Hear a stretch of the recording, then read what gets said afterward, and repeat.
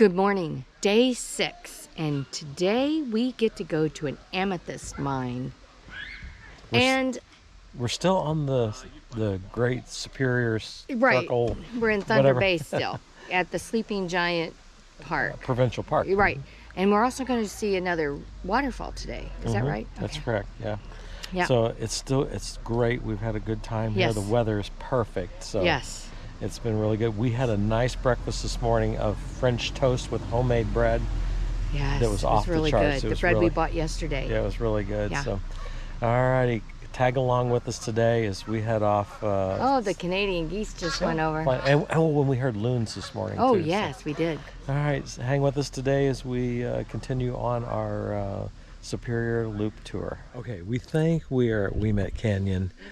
We are unclear about the pronunciation because this is a native word and we're not quite sure about it.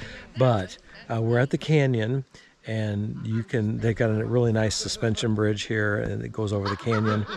And then you can look off down in the distance there and you can see Lake Superior from here. So it's a really nice walk down here and we're enjoying it. Guess what Herky did on the path on the way down? He always waits until we're on a path, headed someplace, and I have to pick it up and carry it.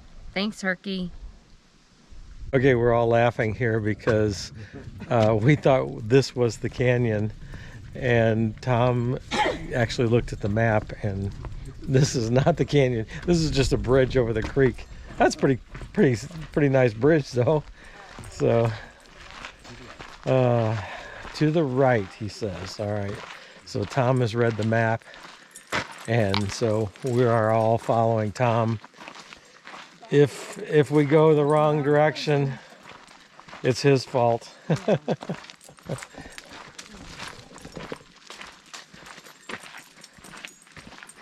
Okay, when we were back at the bridge, I kept thinking, that's really not a canyon, it's just a hole with a bridge across it.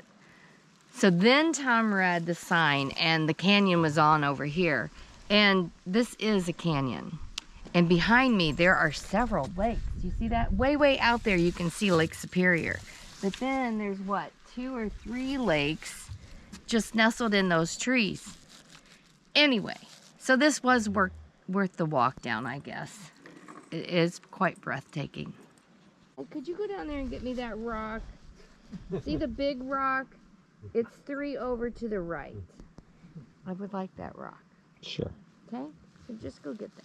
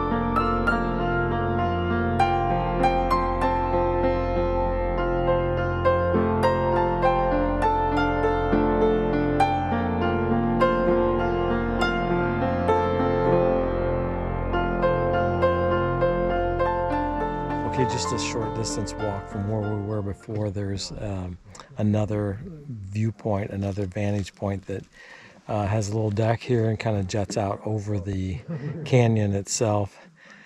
The thing that's interesting about this one is as you look over my shoulder, I'll have to show you, but there's a really cool formation here that I think you'll find very interesting. Look at that formation there. You can see the canyon goes up further, but I think definitely the formation right in front of us stands out the most. We've ran in here right at the last minute at the Panorama Amethyst mine. We've only got like an hour and 15 minutes, but we're going to take a really quick tour and then we're going to go pick through some amethysts and see what we can find here. The lady's kind of getting things situated, and yeah, we're gonna give this a shot. Don't hammer in the rocks, chipping in vain. It's not safe. The rocks aren't going to break, so don't do that. They can be sharp. Don't throw rocks, climb up on things. So kind of some basics. So welcome to the mine. My name's Tim, and sometimes people don't want to listen to me, which is understandable. Or if you just don't have time and you want to go dig, that's always an option. The digging areas out here, lots of amethyst available. We're still mining. We bring material out all the time. Process is straightforward. There's a red box there that has pails. Grab a pail. Lots of room to roam around. Remember your safety rules. Be safe and easy. There's water hoses. Turn those hoses on. The purple comes up. You'll find interesting rocks for sure.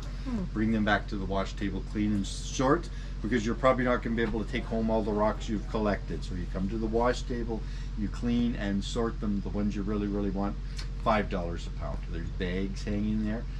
My handful's about a pound. So just judge yourself accordingly. But in the old days, like when this guy was young, people didn't have science and they didn't understand why the rocks were purple.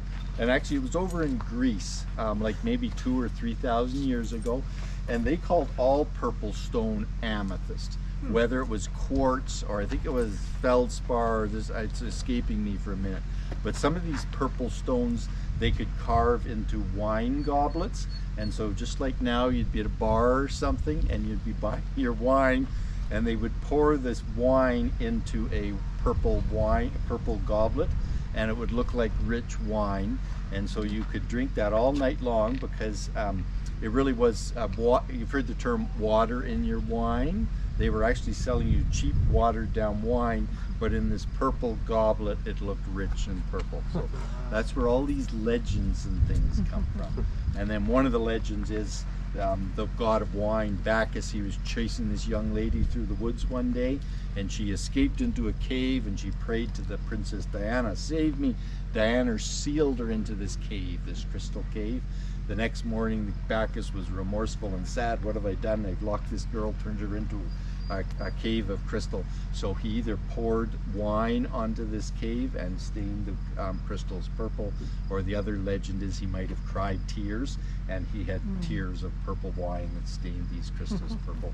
And that's part of the legend, the origin story of the word amethyst. That's white. The white is quartz. The black is kind of a rusty stuff. The miners didn't mine that smooth. That's literally where the earth sheared and broke 1 billion years ago. And if we were to go down right beneath us here, the rocks beneath us are like this. So at one time these two rocks were together.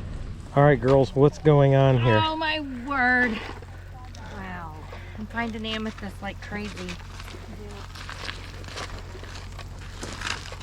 What is the secret to finding a good amethyst? I don't know what the secret is. Look at this though. Can you see that? Isn't it beautiful? They're beautiful. Jackson, have you found any amethysts? They're just gorgeous. Merciful days. But a pound is $5. So Yeah. be careful there. Yeah, I know. I hear you, right? So what I'm doing is I'm trying to find some smaller ones here and see what I got. There's quite a few here. Like, look at this one here. This one's got quartz and amethyst in it. Look at these. What's in the water? Look at, you can see. Look at all that. This one's interesting. It helps with the water. That's why they just go washing.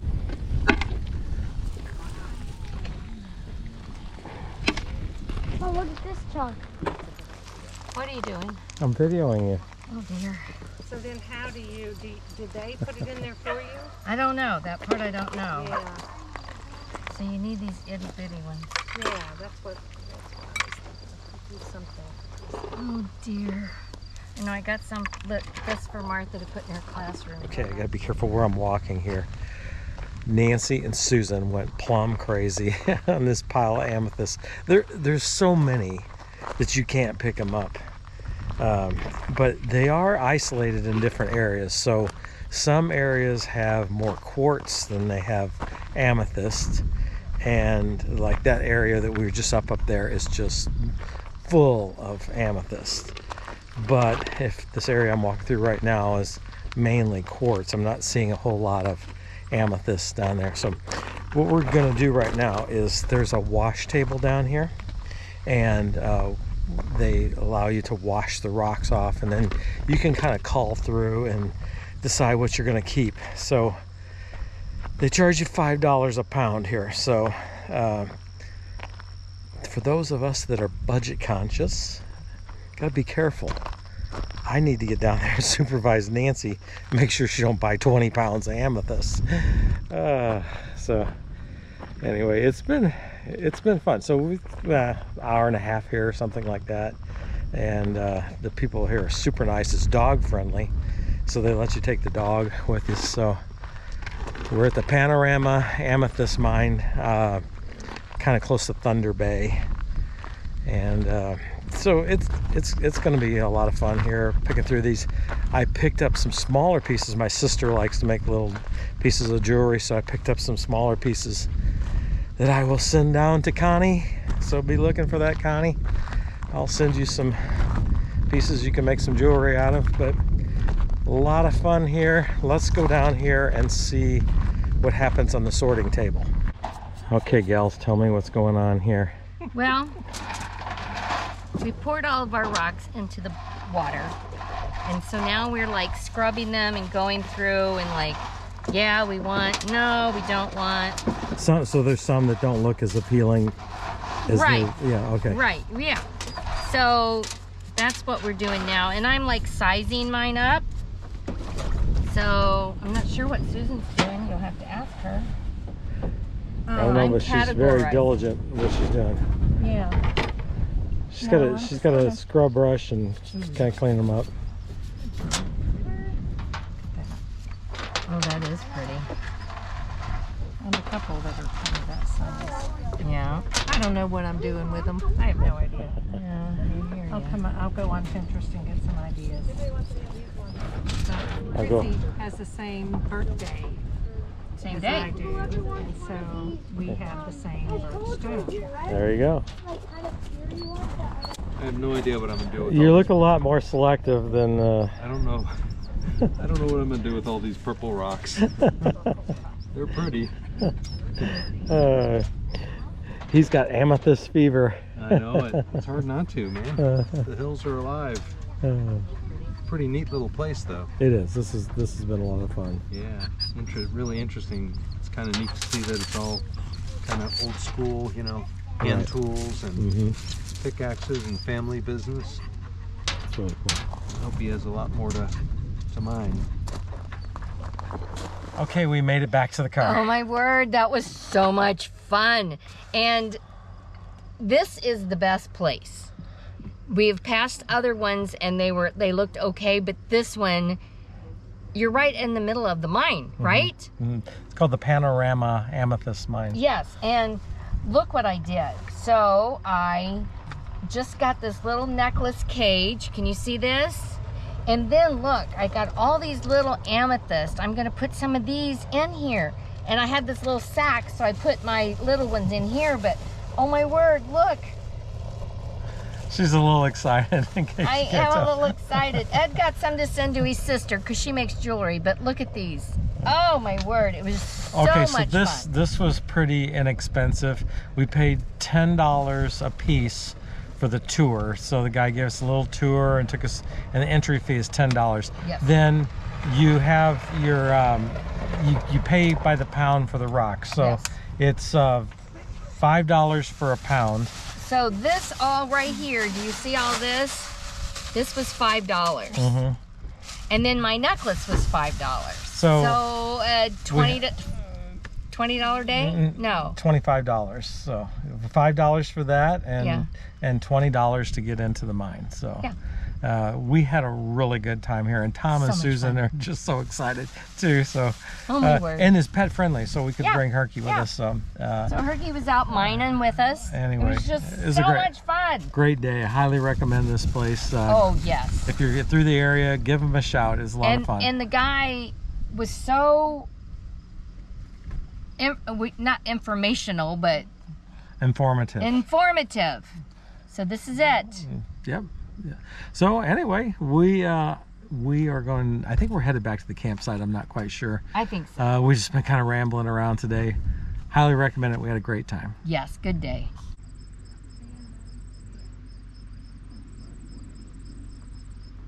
Good morning. Day number 7 here on the old Superior Circle tour.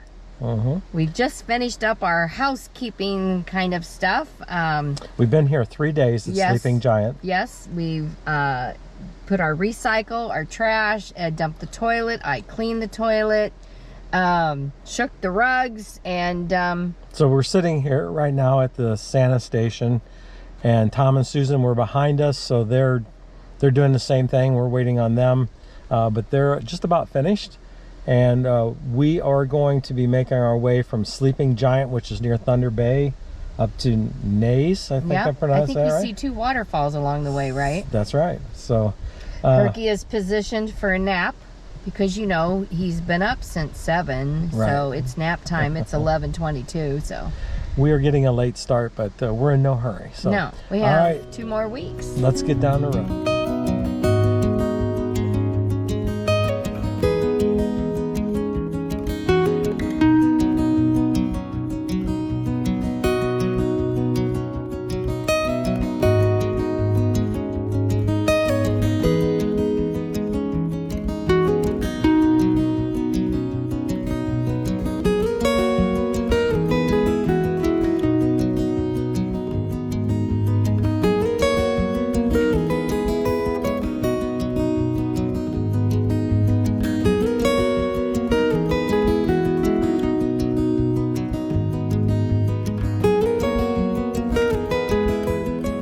Good morning, day 8 on the Superior Circle tour. We are at Rainbow Falls. Tom and Susan are still hanging in there with us. 8 days and going strong. We're on our 8th day. We're having the time of our lives. It has been so much fun. And the weather's perfect. 68 degrees. Yep. Man. And the this- falls are loud. All right, take a look at Rainbow Falls. We did camp here last night, and it was just beautiful. I went out last night, and you couldn't see your hand in front of your face. It was so dark. But, all right, take a look at the falls. It's awesome.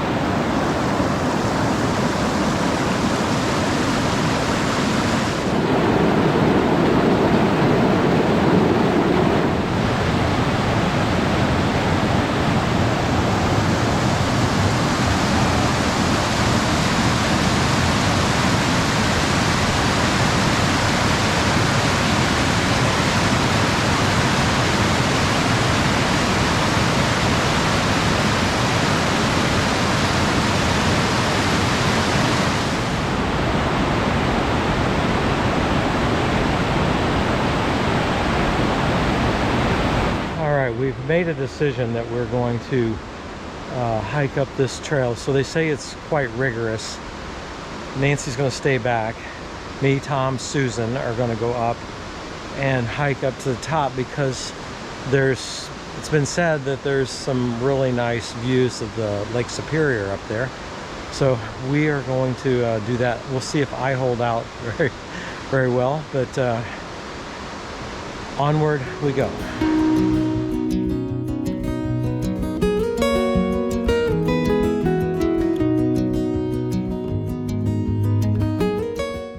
Okay, this hike is not for the faint of heart, that's for sure. So there's no rock, there's no steps or anything like that. It's just all these boulders going up. So somewhat of a challenge, but I'm pressing on. So anyway, I gotta take a breather here. This is definitely maybe more than I thought, but we are still trying to continue on up because they say the view is worth it. So, hey, I need to exercise anyway. I'm a fat old man. All right, I'm gonna stay here.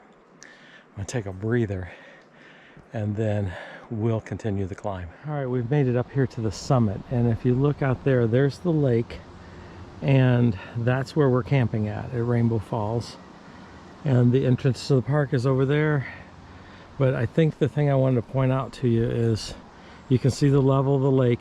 It's really high compared to the level of Lake Superior. So those falls that we just went through come out of the lake, down through the river, and into Lake Superior. Let me see if I can get you a shot of Lake Superior through here. You might be able to see it through the trees.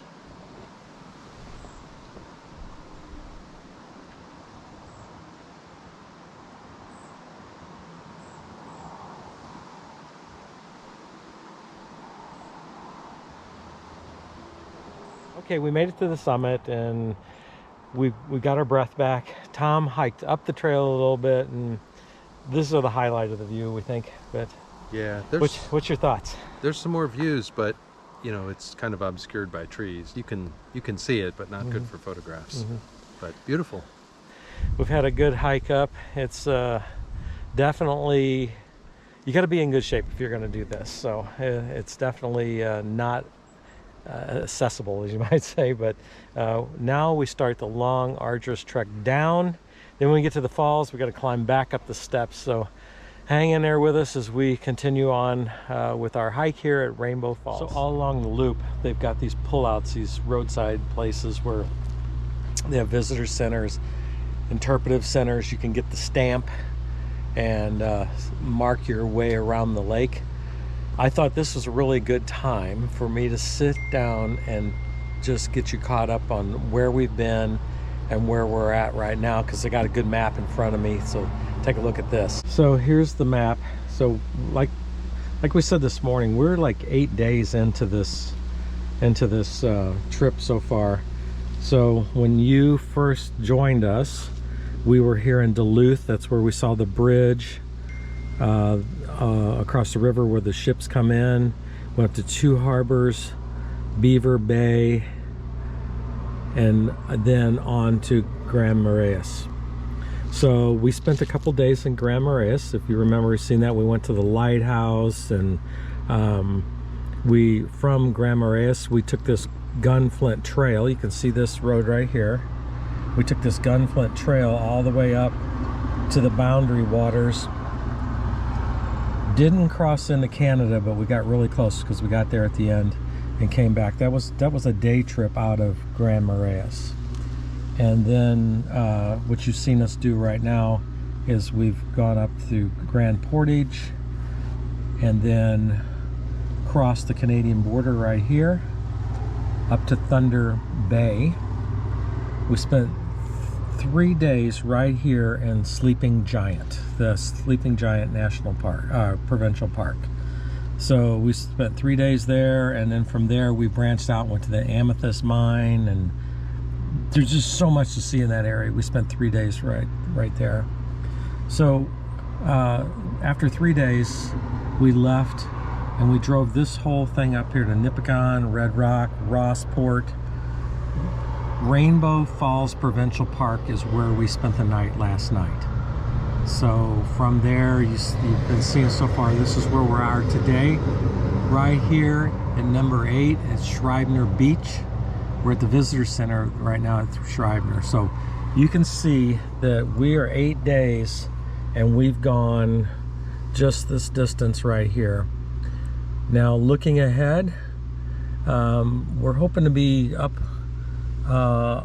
all the way to Wawa today, but we just don't know for sure. But the reason we think we can make a lot more time here is this is really hard, because this over here runs right along the lake and there's a lot to see. As you can see, starting here the road goes inland, and so we think we'll be out of here in a few hours today after we see the things here, and then we'll make it to Wawa tonight, we think. So anyway, looking ahead, we got Wawa, and then we're gonna come all the way down here to through the Providence, through Ontario, and then at Sault Ste. Marie we'll cross back into the United States and go all the way through Marquette and all. So I'll talk more about that as we get there, but with the end goal being Duluth. So yeah, it takes a long time to do this if you're doing it right like we are, and we're still missing some things. So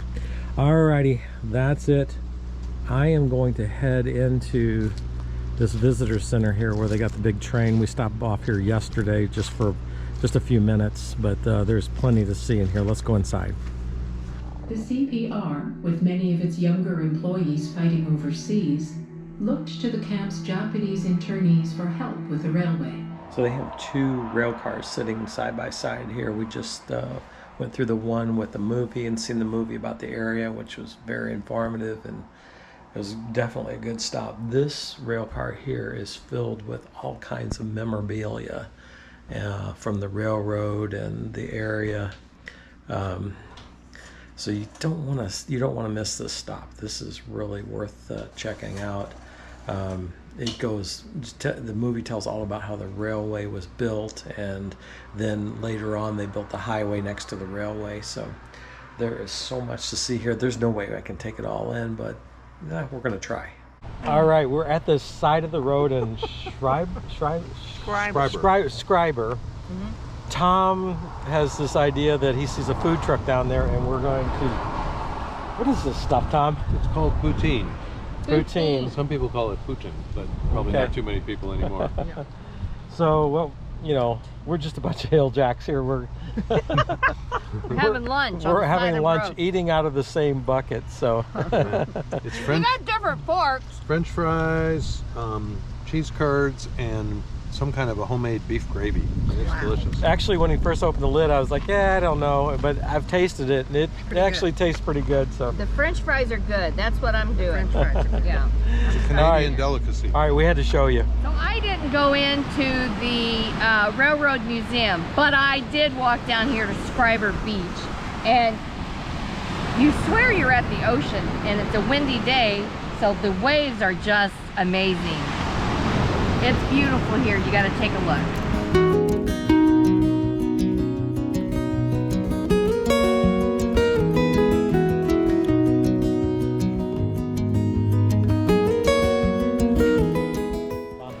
Okay, we've made it down to Guasaban Falls. I think I'm pronouncing this correct. So there's so many stops along this route that you just really don't know. You have to kind of pick and choose what you're going to do. So last time we were at the beach there, and we've made our way up maybe 8 miles or so to Guasaban Falls. If you can look over the top there, you can see the lake behind me and then the falls here. This is really a good hike down here, and just definitely worth seeing. So take a look.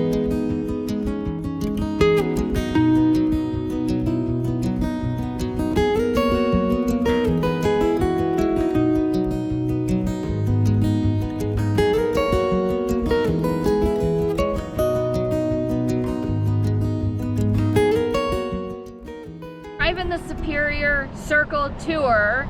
Coming into White River, we come across Winnie the Pooh. What on earth is Winnie the Pooh doing here, Susan?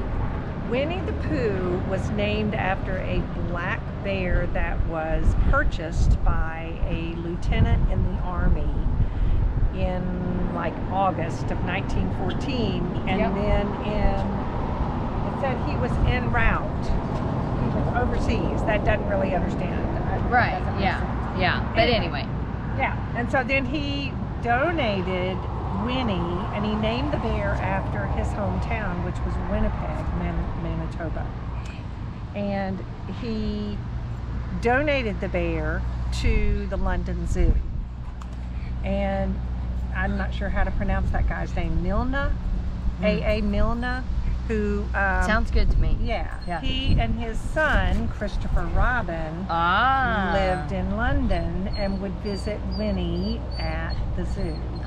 Okay. And eventually Milne was a children's book writer and wrote the started the series of Winnie the Pooh. Now the cool thing is Christopher Robin had some stuffed animals at home. He had Tigger, Piglet, and Eeyore, and maybe even Eeyore's my Kango. favorite. Did you know that? I love did. Eeyore. Yes. I did. So I why did. did Winnie the Pooh end up here? A statue. Because Is this where he bought the bear? this is where he bought him. There you go. Now we know the Stay rest tuned of the next week story. as we make our way towards Willowa, and we have a special surprise for you at the Visitor Center in Willowa.